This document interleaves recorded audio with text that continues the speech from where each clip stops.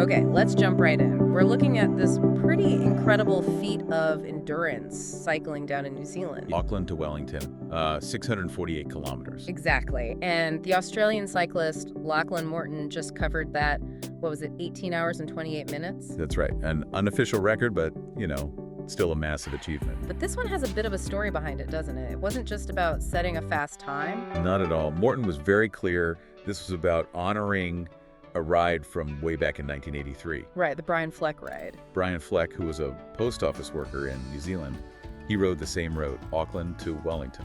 And his time was around 20 hours, wasn't it? Just think about that for a second. A postie, fitting in a year of serious training around his job. On a steel bike, probably nothing fancy at all. Oh, definitely not. Basic gear, and his support was just like a van checking in on him now and then. It really highlights the sheer grit involved back then.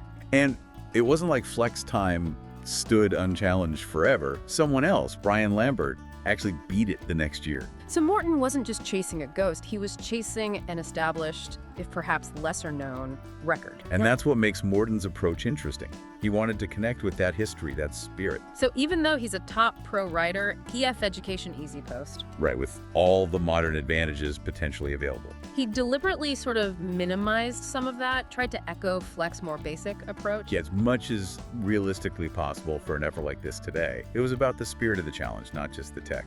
Okay, so let's talk about the engine needed for this. 648K in under 19 hours. That's moving. It is. And Morton, he's got that background. He's ridden Grand Tours, the Vuelta, the Giro. So he has that deep professional level base fitness. Definitely. Plus, you remember that massive ride he did around Australia? The Alt Tour thing, and then the full circumnavigation, 14,000 kilometers or something crazy. Exactly. That builds a certain kind of ultra-endurance foundation. But this New Zealand ride, it's different, right? Shorter, but maybe more intense. That's exactly how Morton described it. He said it was like 18 and a half hours of just complete focus. Wow.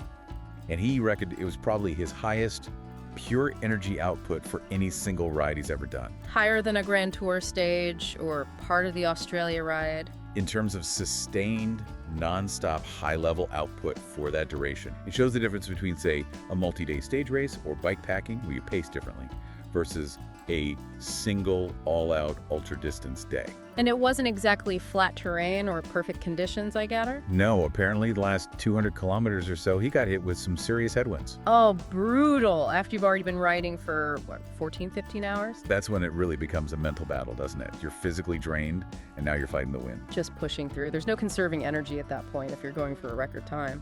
None at all. He did have a support vehicle, but reports say his stops were incredibly brief. Like one stop under a minute total. Just relentless. And the result, he beat Lambert's record. By a pretty significant margin, 92 minutes, an hour and a half faster. That's substantial over that kind of distance. Really shows the level he was pushing. It does. And again, Morton himself talked about it as chasing a legend, referring back to Fleck. Which adds that layer, doesn't it? It's not just numbers on a clock. It's connecting across generations of cycling. Absolutely. It gives the whole effort more meaning, I think. And he's not planning on resting much, is he? What's next?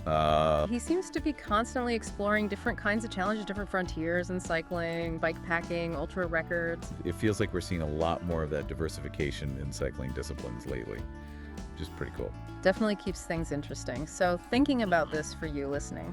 It's quite a contrast, isn't it? Fleck in 83 on his basic bike, minimal support, just pure will almost. And then Morton, decades later, elite athlete, better tech, but still consciously trying to honor that original spirit. It makes you wonder about endurance, doesn't it?